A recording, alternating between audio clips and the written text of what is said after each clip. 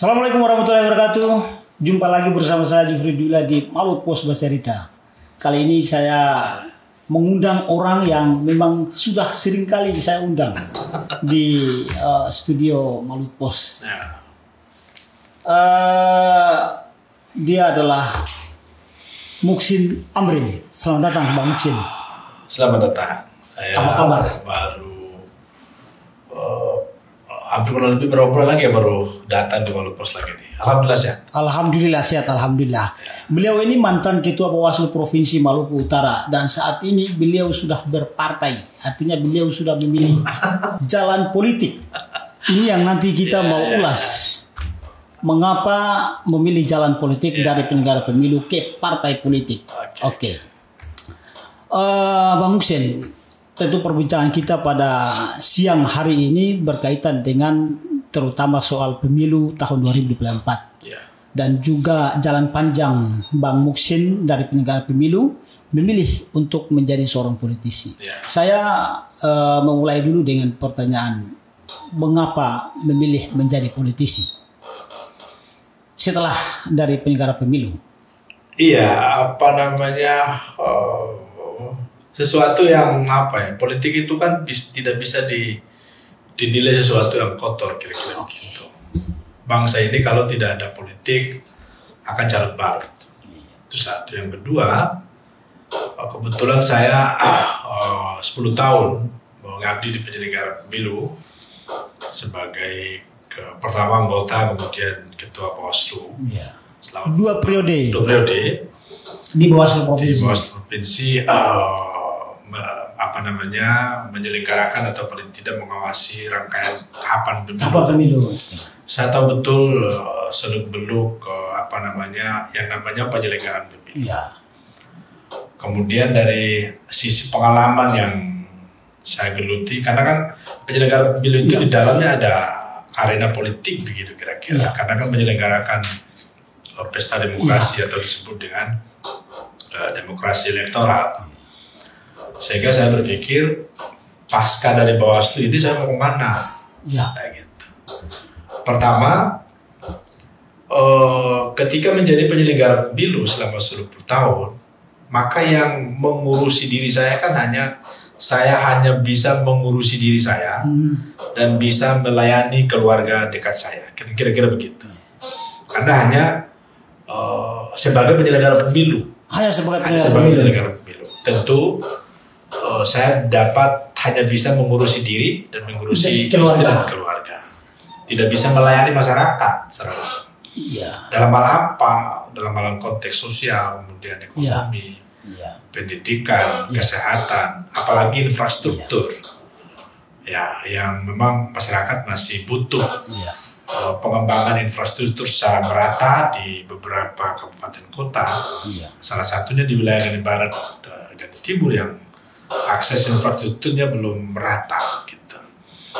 Dengan demikian maka yang menjembatani untuk menyelesaikan problem dan problem sosial yang terjadi di tengah masyarakat itu adalah wadah politik yang dapat menyelesaikan problem-problem itu. Di mana wadah politiknya itu partai politik. Partai politik adalah satu-satunya wadah yang dapat menyelesaikan problem sosial. Maka saya berikhtiar terakhir untuk masuk di partai politik dan memilih partai PKB sebagai payung organisasi saya di partai politik untuk menyelesaikan cita-cita yang saya idam-idamkan. Misalnya konteks masalah infrastruktur yang belum merata pembangunannya. Karena Provinsi Maluku Utara ini tentu dia artinya kalau misalnya berada di Bawaslu memang tidak ada ruang. Karena kan di Bawaslu itu kan cuma hanya mendapatkan biaya dana operasional, gaji dan sebagainya. Kan tidak ada biaya pembangunan infrastruktur. Urusan sosial, urusan ekonomi. Iya betul. Urusan kesejahteraan, kemudian urusan ekonomi, urusan pendidikan, urusan kesehatan, urusan infrastruktur itu kan tidak ada di Bawaslu. Itu yang ada di pemerintah. Karena itu memilih jalan menjadi seorang politisi. Maka saya memilih menjadi jalan seorang politisi untuk menyelesaikan problem-problem yang tadi saya jelaskan. Nah, kenapa memilih PKB sebagai payung untuk mencari seorang politisi? Partai PKB itu adalah salah satu partai besar, partai yang dibentuk oleh almarhum Gus Dur ya. Ketika itu memerintahkan pengurus Nahdlatul Ulama untuk membentuk salah satu partai yang namanya PKB, dan ini partai yang cukup lama dan partai yang sudah cukup besar. Dan partai PKB setiap pemilu pasti akan lolos di PT ya, parliamentary threshold di DPR RI. Sehingga kemudian saya mau berpikir karena partai-partai yang kuat, partai-partai besar itu kan tidak ada konflik dibanding dengan partai-partai kecil ya. Mohon maaf, ini partai-partai kecil yang sering ada konflik itu yang Bung Muhsin melihat. Itu satu. Yang kedua, latar belakang saya memang orang Nahdien, Nahdlatul Ulama. Karena itu saya memilih PKB sebagai motor politik saya. Ya, saat ini informasinya Bang Muhsin menduduki posisi strategis di Dewan Pimpinan Wilayah PKB Provinsi Maluku Utara sebagai Ketua Badan Pemenangan Pemilu ya. Oke, kita akan ke partai, tentu berkaitan dengan persiapan PKB menghadapi pemilu. Nah, saat ini untuk pemilihan legislatif. Tetapi sebelumnya Bang Muhsin juga, apakah saat ini juga mencalonkan diri sebagai DPR atau hanya memang masuk sebagai mesin partai atau struktur partai saja, Bang Muhsin? Ya, pertama ketika saya bergabung di bulan September ya, pasca saya berakhir masa jabatan di Bawaslu itu tanggal 21 September. Dan tanggal 24 itu saya resmi bergabung. Kartu tanda anggota saya keluar. Kemudian saya dipercayakan oleh ketua wilayah untuk mengemban jabatan sebagai ketua lembaga pemenang pemilu. Kalau di partai politik lain itu badan pemenang pemilu. Kalau di partai politik kita namanya lembaga, jadi LPP, lembaga pemenang pemilu. Satu wadah yang dibentuk oleh PKB untuk mewadahi konsolidasi peta kemenangan pemilu legislatif. Jadi saat ini saya ditugaskan untuk menghitung dua hal. Pertama, menyusun roadmap atau peta jalan kemenangan PKB di Maluku Utara untuk pemilu 2024, dan itu sudah selesai saya susun, dan beberapa daerah saya sudah presentasikan. Kemudian yang kedua, mengakomodasi kepentingan caleg di 245 kursi yang kita rebutkan, baik kabupaten kota ya, 245 itu untuk DPRD kabupaten. DPRD di 10 kabupaten itu kursi yang tersedia 245, kemudian 45 kursi di DPRD provinsi dan 3 kursi di DPR RI. Dan alhamdulillah sampai saat ini kita di PKB hampir kurang lebih sudah 97% daftar bacalek kita sudah terpenuhi. Jelang pendaftaran nanti tanggal 1 Mei sampai tanggal 14 Mei. Jadi tersisa kurang lebih sekitar 2 bulan ini kita hanya menyisikan kurang lebih 1,3% lagi tersisa untuk melengkapi daftar bacalek di 245 kuota dan 45 kuota provinsi dan 3 kuota untuk DPR RI. Dan itu memang tugas yang paling berat yang diemban pada saya hampir tiap hari untuk mengkonsolidasi teman-teman agar mencari caleg yang kompeten, kira-kira begitu, yang layak dijual. Karena kita tidak mau nih memilih caleg yang asal-asalan gitu, lalu kemudian pada akhirnya tidak mampu meraih perolehan suara. Apalagi sistem kita kan masih sistem proporsional terbuka. Jadi menang atau tidak menang itu kan tergantung konfigurasi caleg yang mengkampanyekan partai politik. Maka syarat bacalek di PKB berbeda dengan partai-partai lain kan. Saya menekankan kepada teman-teman di kabupaten kota harus memilih 4 hal, 4 modal yang dimiliki oleh bacalek. Yang pertama adalah modal sosial. Modal sosial. Ya, caleg itu minimal dia punya modal sosial, modal kedekatan dengan masyarakat. Dia sering-sering jangan kemudian di tetangga saja tidak dikenal, kan jadi repot ini. Nah, yang kedua adalah modal kultural. Modal kultural itu kan apakah bacalek itu punya kelompok etnis tertentu yang besar atau kelompok budaya tertentu yang besar, Atau bisa jadi ada kelompok dinasti begitu kira-kira. Misalnya ada kelompok penguasa. Ada punya hubungan dengan penguasa atau tidak. Nah yang ketiga modal pengalaman atau pengetahuan kira-kira begitu. Jangan sampai pengetahuan politik, pengetahuan tentang sosial, politik, hukum dan ekonomi tentang DPR, sehingga kemudian di tengah-tengah kampanye masyarakat dia tidak membingungkan. Kan kadang sampai ada masyarakat bertanya lalu kemudian yang bersangkutan tidak bisa menjawab, kan jadi soal gitu kan. Oleh karena itu modal kampanye itu lebih penting, harus mencari orang walaupun dia tidak sarjana. Walaupun syaratnya adalah SMA, tetapi kalau tidak kualitas kepemimpinannya ada, sehingga dapat menjawab tantangan-tantangan ketika dia berkampanye dirinya sebagai caleg. Kemudian modal yang terakhir yang sangat penting adalah yang paling susah memang, ini financial cost. Itu susah, itu maksudnya. Dan memang itu sangat susah. Sangat mencari figur atau caleg yang memiliki financial cost yang cukup. Di 18 partai politik kurang lebih ada sekitar 4.000 caleg, Pak. Iya. Yang tersebar, yang membutuhkan caleg yang begitu banyak. Dan mencari figur yang memiliki modal yang tadi financial cost itu cukup susah. Artinya ada orang yang memiliki financial cost tetapi pas-pasan. Ada orang yang memiliki financial cost yang boleh jadi dapat dijadikan bahan modal untuk berkampanye. Karena kenapa caleg itu penting untuk memiliki financial cost? Karena sistem pemilu kita proporsional terbuka. Ya. Jadi caleg itu dibutuhkan untuk turun ke lapangan, menyapa dengan masyarakat, turun untuk berhadapan dengan masyarakat, untuk memberikan kampanye kepada dirinya, memperkenalkan dirinya, visi misinya, apa yang dilakukan ketika yang bersangkutan terpilih, supaya ada ketertarikan masyarakat. Kemudian metode lainnya penyebaran bahan kampanye atau alat peraga itu juga harus butuh financial cost. Oke, dari 4 syarat yang tadi ditetapkan oleh PKB Provinsi Maluku Utara, saat ini caleg-caleg yang kemudian sudah terdaftar itu memang ada semua ya dari 4 syarat atau 4 modal tadi. Hampir kita kurang lebih 75% kita temukan 4 modal tadi. Dari caleg yang sudah mendaftar kurang lebih 284 orang saat ini, baik ke DPRD kabupaten maupun DPRD provinsi. Kita tersisa sekitar 1,5% masih pemenuhan kuota untuk beberapa daerah pemilihan. Dan itu memang kata saya betul. Maka di PKB kita punya mekanisme fit and proper atau uji kelayakan dan kepatutan. Uji kelayakan. Ya, dan itu kita jadi memang tidak semacam mengambil kucing dalam karung. Oh iya, kita tidak hanya ansih untuk menerima pendaftaran lalu kemudian secara administratif memenuhi syarat lalu kita tetapkan dia sebagai caleg. Oh tidak. Kita melalui mekanisme pendaftaran. Mekanisme yang cukup pendaftaran terlebih dahulu.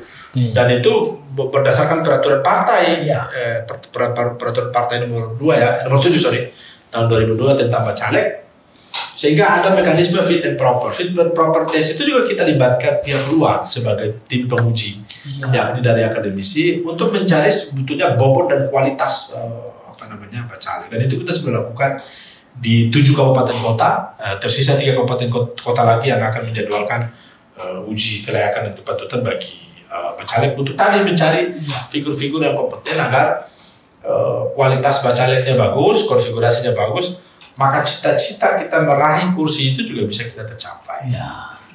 Tapi untuk misalnya di 10 kabupaten kota, kira-kira optimisme PKB untuk meraih kursi di masing-masing kabupaten kota, apakah ada semacam target kira-kira berapa kursi yang harus diraih oleh PKB, taruhlah misalnya di beberapa kabupaten kota dan provinsi? Iya. Ada targetnya. Setiap partai politik pasti punya optimisme yang sama. Punya optimisme. Bukan cuma PKB, karena kan politik itu kan suatu proses demokrasi yang legal, gitu, yang sah. Jadi persaingannya harus sah. Dan target partai politik juga sama dengan PKB. Kami juga punya target yang sama. Alhamdulillah saat ini kita punya 20 kursi DPRD kabupaten kota. Untuk total saat ini dari 240. 240 kursi ada tambahan sekarang 5 kursi di Hadut, maka sekarang kuotanya 245 kursi. Kita hanya cuma 20 kursi DPRD kabupaten dan 1 kursi untuk DPRD provinsi. Ya. Dan beberapa kabupaten kota kita berada pada posisi pimpinan DPR. Misalnya Ternate kita ketua DPR, kemudian Halmahera Barat kita wakil ketua, kemudian Halmahera Selatan kita wakil ketua. Sementara Halmahera Tengah dan Haltim kita kekosongan kursi. Selain dari itu kita terisi kursi. Nah, soal kekosongan kursi di 2 kabupaten untuk ke depan. Oh iya, makanya kan kita punya target tertentu untuk 2 kabupaten. Ya. Halmahera Tengah dan Halmahera Timur ya. Jadi di beberapa kabupaten yang sudah kita terisi, target kita pertama bisa kita tahan untuk ke posisi kursinya. Terlalu 4 di Ternate itu kita bisa optimisme untuk bertahan di 4. Kemudian di Tidore kita posisinya 3, kita optimis untuk naik 4. Kemudian di Halbar kita posisi 3, kita optimis kita masih bisa bertahan. Kemudian di Halmahera Utara kita posisi 3, kita optimis untuk bertahan. Kemudian di Halmahera Tengah begitu ya. Kita optimis untuk kita meraih di satu kursi di seluruh dapil. Karena dapil Halmahera Tengah itu ada 3 dapil. Ya. Sementara caleg yang kita rekrut sampai ini, Halmahera Tengah itu pendaftaran caleg paling terbanyak. Halmahera Tengah ya, di PKB. Di PKB dari 20 kursi yang tersedia, yang mendaftar itu ada kurang lebih sekitar 30 orang daftar caleg. Jadi kuotanya lebih dari situ. Makanya kita perketat untuk uji kelayakan dan berpatutan. Kemudian makanya kita optimisme untuk kita raih kursi di Halmahera Tengah. Ya. Sementara di Halmahera Timur juga demikian. Ya, kita berharap juga di 2 daerah pemilihan kita bisa capai untuk satu kursi di masing-masing. Ya. Sementara untuk DPRD provinsi kan kita 5 daerah pemilihan. Ada 5 daerah pemilihan. Saat ini hanya 1 kita, yakni dapil Ternate Halmahera Barat ya. 1 kursi saja. Di 4 dapil itu kosong. Nah, setelah saya melihat peta kenapa ini terjadi kekosongan kursi di DPRD di 4 daerah pemilihan. Ternyata faktor konfigurasi caleg yang tidak memadai. Jadi caleg-caleg lain itu tidak mampu menopang perolehan suara untuk mengakumulasi suara itu menjadi banyak. Jadi ada caleg yang suaranya cuma 43, ada 57. Nah, ini kan tidak mampu mendorong, tidak mampu mengakumulasikan suara itu menjadi kursi. Iya, ini berarti tadi 4 faktor yang itu makanya tadi setelah saya mengevaluasi, ternyata ini soal konfigurasi caleg dan tidak memenuhi syarat 4 kualifikasi tadi. Oleh karena demikian maka untuk 5 daerah pemilihan kita selektif betul untuk mencari figur-figur yang kompeten. Maka hitung-hitungan kami, daerah Ternate Halmahera Barat kita punya kompetitor yang hebat-hebat. Bisa jadi kita targetkan 1 kursi. Kemudian Ternate Halbar, kemudian Sula dan Taliabu. Pak Malik Silia kan digeser ke Sula Taliabu, kita targetkan bisa 1. Kemudian di Ternate di Halut Mortai ada mantan pejabat, kemudian DPR aktif yang mencalonkan diri. Hitungan kita insya Allah kita bisa juga dapatkan 1 kursi. Kemudian di dapil 3, optimisme kita cukup besar di dapil 3. Ada beberapa partai dapil 3 Haltim Tidore. Ada beberapa teman-teman anggota DPR aktif yang pengen bergabung. Kemudian ada mantan pejabat yang sudah bergabung. Oleh karena itu, maka hitungan kita juga bisa kita dapat kursi di dapil 3. Ini optimisme PKB di dapil 3 untuk dapil provinsi. Apalagi dapil 4. Halmahera Selatan, dapil saya. Kemudian karena saya juga kompetitor, saya juga caleg di dapil caleg provinsi di dapil 4. Karena kan tadi saya bilang, ketika masuk ke partai politik tentu motornya adalah caleg untuk menyelesaikan soal-soal yang tadi saya sebutkan. Nah, apalagi dapil 4 itu bupati kita adalah partai PKB. Dengan DPT terbesar 154.000 daftar pemilih tetap dengan kursinya tersedia ada 9. Maka kita akan targetkan lebih dari 1. Entah apakah 2 atau 3, yang penting target kita adalah untuk dapil 4. Sehingga kemudian kita punya targetkan seluruh daerah pemilihan itu bisa terisi. Oke. Nah, soal DPR provinsi terkait dengan peta dapil yang ada 5 dapil. PKB sendiri melihat soal dapil-dapil ini otomatis Ada yang menyebut dapil neraka, ada yang menyebut dapil yang memang punya kompetitor hebat-hebat. Nah, PKB sendiri melihat dari 5 dapil ini mana dapil neraka? Sebetulnya sama saja. Oh, sama. Tidak bisa kita memungkiri bahwa daerah pemilihan lain itu juga adem-adem begitu ya. Tapi sama prosesnya. Memang jumlah pemilih per daerah pemilihan itu beda. Nilai kursi juga beda memang. Saya ambil contoh misalnya dapil 3. Dapil 3 ini kan DPT-nya kan melonjak ini. Dapil 3. Dulunya itu 185.000. Sekarang hampir kurang lebih 200.000 sekian karena ada penambahan DPT di Haltang, yakni penduduk pindah untuk bekerja di IWIP itu. Jadi hampir kurang lebih 200. Dengan kursi yang tersedia hanya 8. 200.000 dengan kursi tersedia hanya 8. Maka kans mendapatkan kursi itu kan lebih besar. Artinya suaranya harus lebih banyak. Ya. Suara yang paling kecil untuk mendapatkan kursi itu adalah dapil 5, yakni dapil Sula dan Suriabu. Pemilihnya kecil ya, dengan jumlah kuota kursi yang disediakan 7. Jadi kans untuk mendapatkan kursi itu hanya suara itu kecil untuk mendapatkan kursi. Jadi angka untuk capaian perolehan kursi di masing-masing dapil itu beda. Jadi 2 dapil ini yang cukup, misalnya dapil 3 itu dia minimal 8.000 sekian gitu ya, baru bisa berhasil untuk meraih kursi. Sementara dapil Sula Tariabu itu 4.000 sekian, lebih separuh dan lebih dari dapil Haltang. Jadi memang cara untuk meraih perolehan suara memang sama sebetulnya, tetapi mendapatkan kuota atau kursi itu nilainya tidak sama. Itu artinya bahwa PKB tidak memandang dapil neraka. Tidak, semuanya posisinya sama, konfigurasi calegnya juga sama. Kami sudah memantau partai politik lain punya daftar calegnya sekian, dan kita sudah tahu elektabilitas atau popularitas masing-masing kita sudah cek, kita sudah tahu, sehingga kita sudah bisa menghitung mana partai politik yang boleh akan meraih di dapil ini dan mana partai politik yang artinya figur-figur potensial kemudian kita sudah direkrut oleh para partai. Karena Maluku Utara yang kecil, artinya 18 partai politik ya akan 245 kali 18 partai. Itu kan cukup banyak untuk daftar caleg. Apalagi 45 kali 18 partai politik juga cukup banyak. Jadi figur-figur partai politik yang kompeten, yang layak dijual ini kan kita bisa hitung-hitung. Oleh karena demikian, PKB itu mencari figur dari kalangan akademisi ada, kemudian kalangan mantan birokrat ada, kalangan politis atau anggota DPR yang aktif ada, dan teman-teman aktivis muda. Jadi seluruh kalangan yang kemudian memiliki beberapa syarat yang kita libatkan di dalam daftar bacalek. Dan alhamdulillah kita sudah hampir sempurna. Saya tadi sebelum ke Maluku Pos saya mengecek ulang di sistem, karena kita pakai sistem pendaftaran, jadi sistem online, jadi kita cek setiap saat perkembangan jalan. Jadi kita tadi sudah berada pada 98% kalau tidak salah. Untuk keterwakilan perempuan sendiri bagaimana? Alhamdulillah kita hampir seluruh daerah pemilihan kita cukupkan 30%. Jadi keterwakilan persen itu bukan berarti kita cuma hanya mengambil perempuan apa adanya, bukan. Tetapi memang selektif. Betul. Malah ada beberapa daerah pemilihan yang pendaftaran perempuannya lebih dari 30%. Di mana? Misalnya Ternate itu di Ternate Pulau Ternate, syaratnya kan hanya perempuannya 2. Tapi yang mendaftar sekarang 4.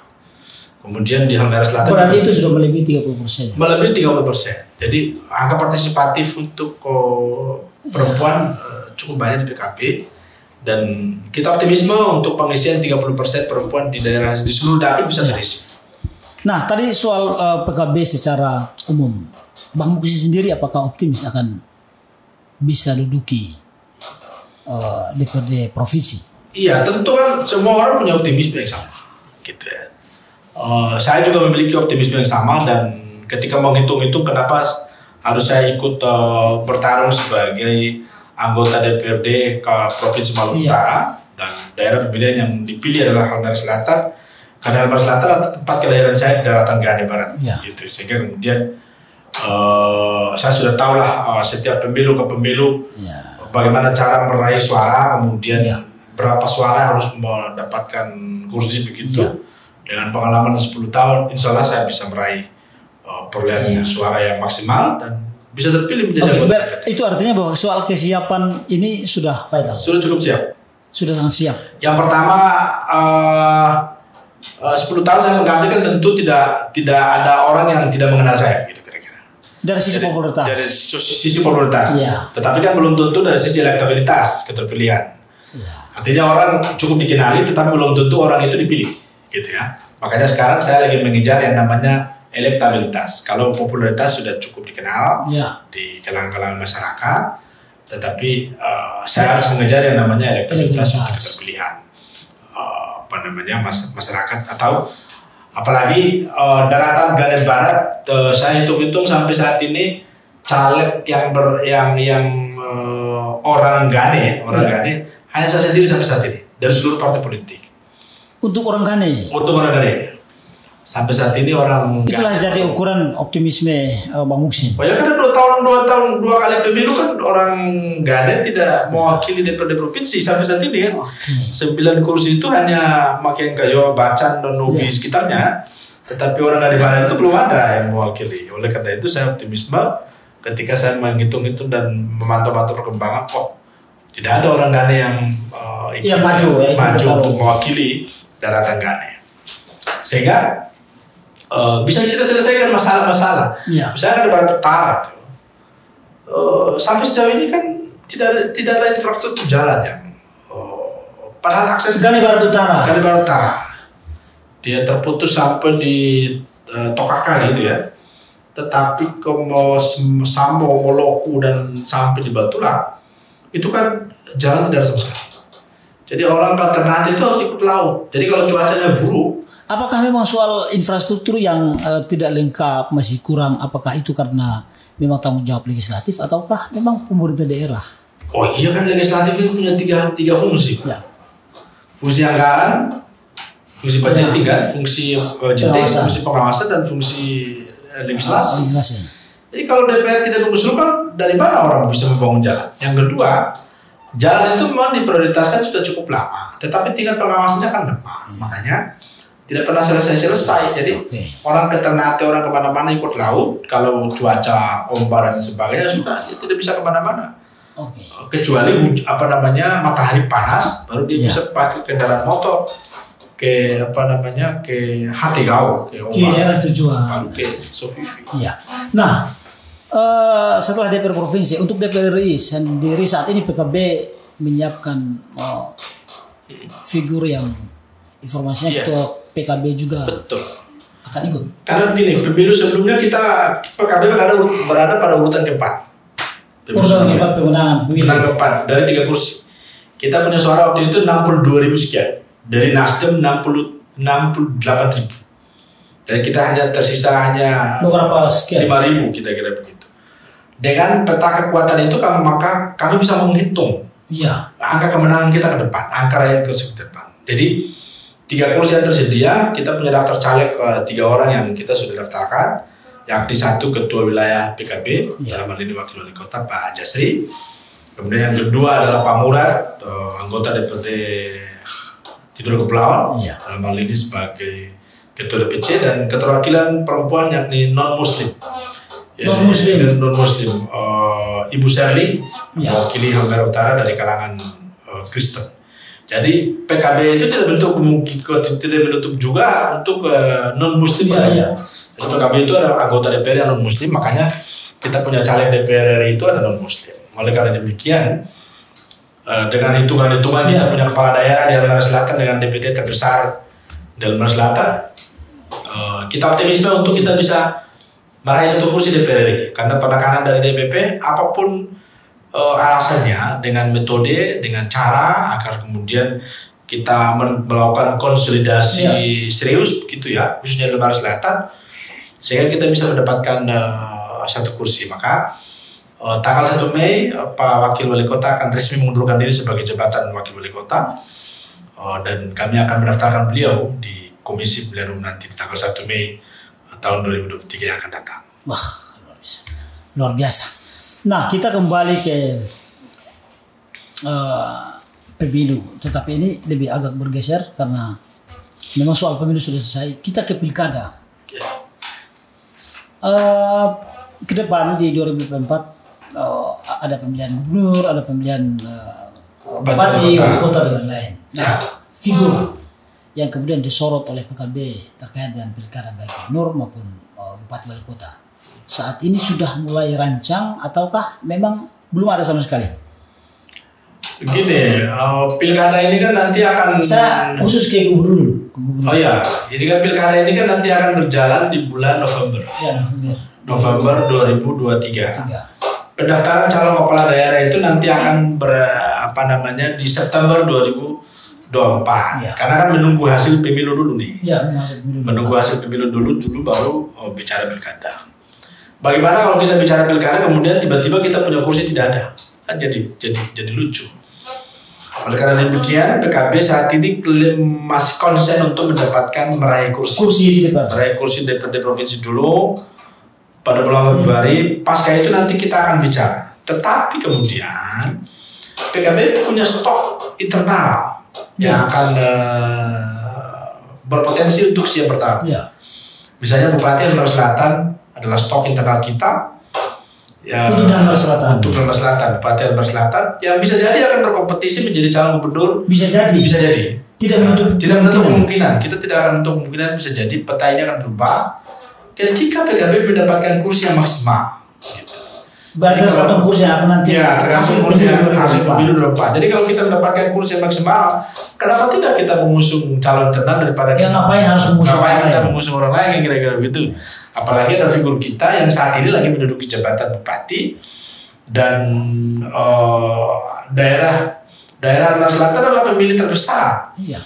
Saya itu kita kalau kita raih kursi, misalnya raih kursi yang memenuhi syarat. Misalnya kita 6 atau 7 begitu kira-kira, maka tersisa kan kita tinggal mencari beberapa karena kan syaratnya 9. Iya. Gitu. Jadi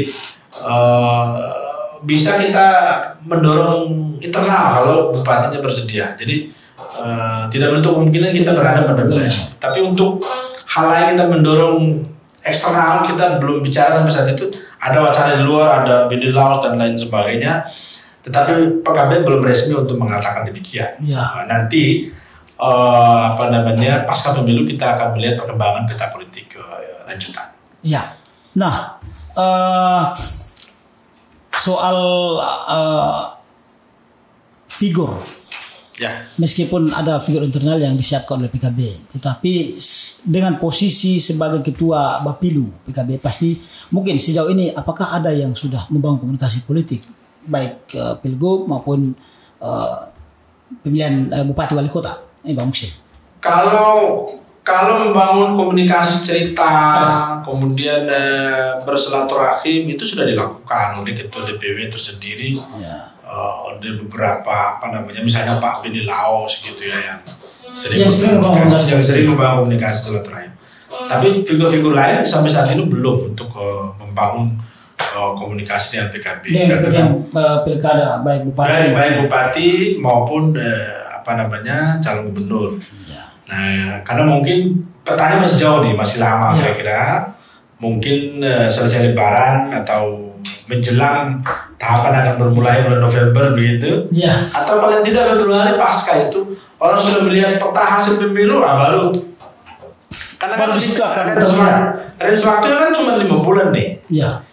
Dari Februari ke September itu kita cuma pemilu 2024. Iya. Oke. Jadi Februari tanggal 15 coblos selesai, perkembangan peta suara orang sudah mulai dapatkan, dan situ orang sudah mulai bicara siapa sosok gubernur dan siapa bupati wali kota.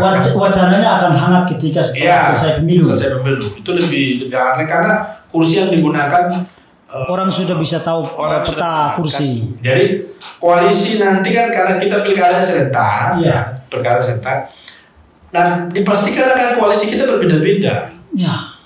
Misalnya di provinsi itu kita ada 3 partai A, partai B, partai C. Bisa jadi di kabupaten kota partai A, partai C itu beda pilihan lagi. Beda pilihan. Nah, dengan koalisi dengan kabupaten yang lain. Ya, jadi kan nanti akan kampanye akan ribet begitu kira-kira. Karena kita kampanye provinsi kita ketemu dengan kepentingan yang sama. Di kabupaten lain kita turun kabupaten lain kita kampanye dengan kepentingan berbeda. Nah, ini akan menyulitkan hak pemilih gitu ya. Loh, kok tadi kemarin di kampanye itu sama menyulitkan atau membingungkan? Oh pasti membingungkan hak pemilih dengan pilkada serentak kayak begini. Mudah-mudahan koalisinya seragam. Mudah-mudahan itu yang diharapkan oleh Bang Muhsin. Mudah-mudahan kalau koalisinya seragam antara provinsi dan kabupaten kota kan kampanye kita linear, sedikit bagus ya. Tapi kalau koalisinya beda-beda, aduh akan emosional yang agak rumit ya. Betul. Sangat rumit itu.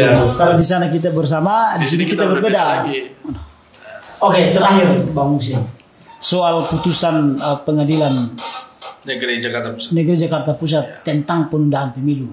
Sebagai mantan ketua Bawaslu, terus kemudian sekarang sudah berpartai, Bung Muhsin sendiri melihat putusan ini seperti apa? Karena memang saat ini putusan itu juga untuk Maluku Utara semuanya yang dimuat oleh Mulut Pos.